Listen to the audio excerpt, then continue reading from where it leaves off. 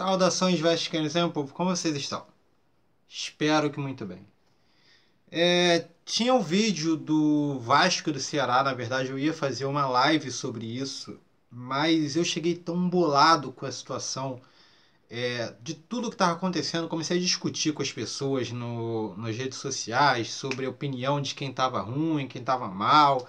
E é o que eu tenho feito ultimamente, basicamente só discuto com as pessoas em relação a isso, do porquê que eu acho que porquê que eles acham que outro.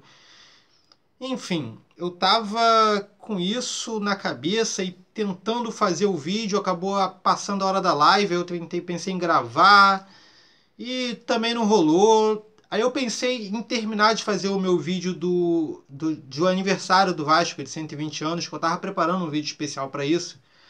Eu tava lendo lá as coisas, mas a cabeça não tava funcionando. Eu ficava lembrando do jogo, como tá ruim a situação do jogo do Vasco.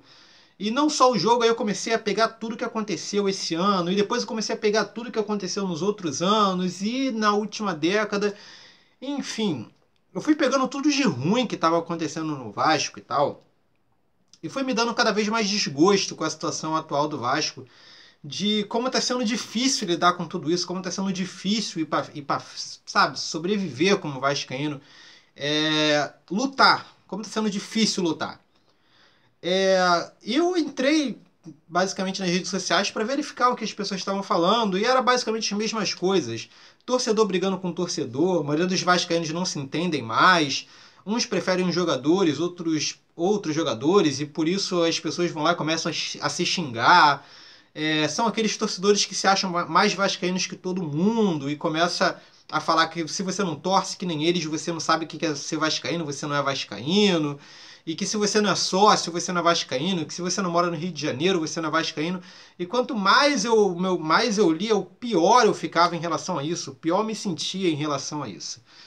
E, enfim, eu resolvi dar uma parada e tentei voltar a ler as matérias referentes à história do Vasco, que era o que eu estava lendo para fazer o vídeo para vocês. E quando eu estava lendo, eu percebi uma coisa muito, muito importante em relação à história do Vasco. O Vasco ele tem uma história muito difícil de luta, muito difícil mesmo. Quando o Vasco começou na elite do futebol, trazendo os negros e os operários, é um time composto basicamente por negro, operário e português. Cara, nós fomos vetados pela elite na época do futebol, que era Flamengo, Fluminense e Botafogo. Nós fomos vetados por esses times e não poder e tipo criaram uma outra coligação só para excluir o Vasco.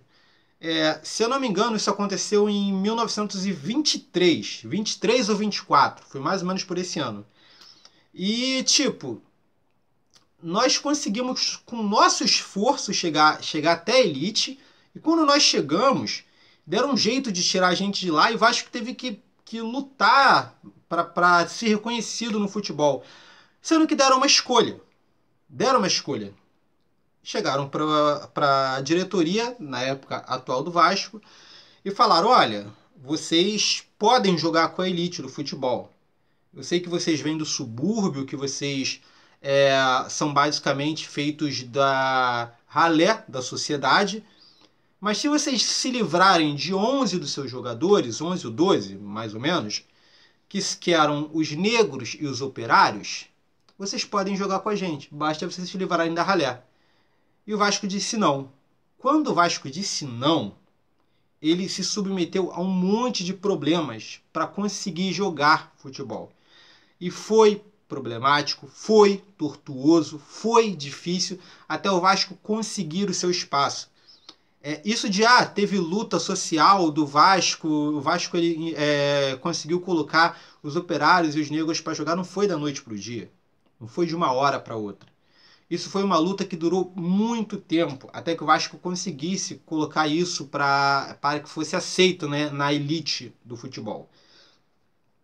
E depois que eu li isso, eu comecei a pensar na atual situação do Vasco. Eu sei que muita gente já está desacreditado, muita gente já, sinceramente, qualquer coisa que escuta do Vasco acha que é besteira, que não tem mais por que torcer, que não tem mais por que isso, por que aquilo, porque quem tá lá não gosta do Vasco, a diretoria tá cagando pra torcida, e os torcedores eles ficam se matando um entre o outro para verificar quem tem o melhor político ao lado. Mas eu quero pensar mais de um lance individual, na situação da pessoa, do torcedor vascaíno. Você que é torcedor, você que gosta do Vasco. Não é hora de desistir. A história do Vasco é de luta. Nunca foi fácil. Eu acho que nós tivemos um histórico tão grande de conquistas que, de repente, nós esquecemos quanto é difícil, quanto temos que lutar. Pode parecer besteira, mas eu acho que esse é a sina do Vasco. É lutar. É quebrar barreiras, tentar se superar. É o jeito. Não tem outra escolha. Ou você luta ou você desiste. Você pode desistir.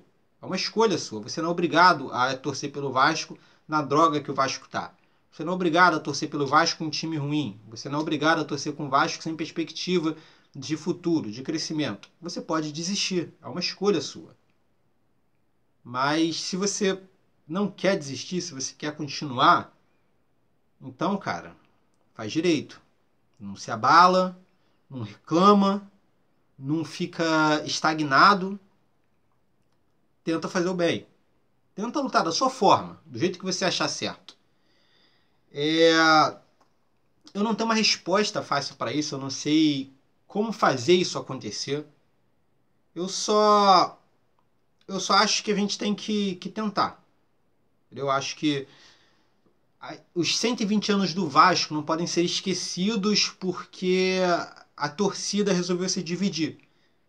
Essa manobra de dividir para conquistar ela é antiga e funcionou muitas vezes. E parece que está funcionando no Vasco. Estão dividindo a torcida até um ponto que nenhum vascaíno se entende.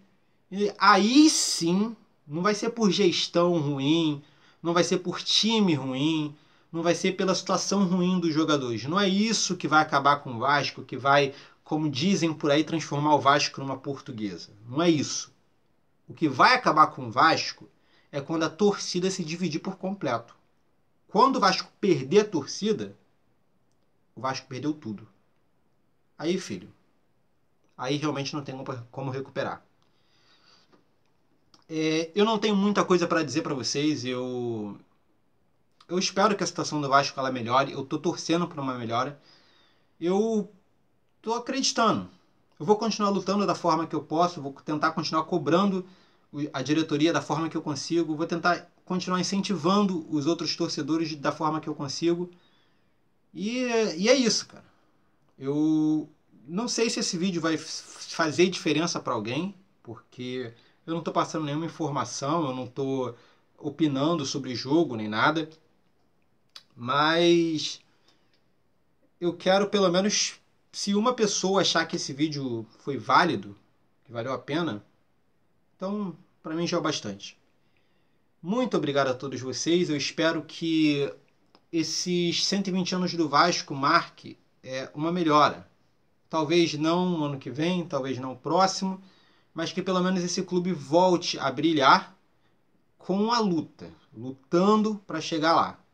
Caminho fácil não é aqui. Se você quer um caminho fácil, sugiro que você escolha outro time. Não está na história do Vasco isso. É isso aí, gente. É só isso que eu queria dizer para vocês. Muito obrigado.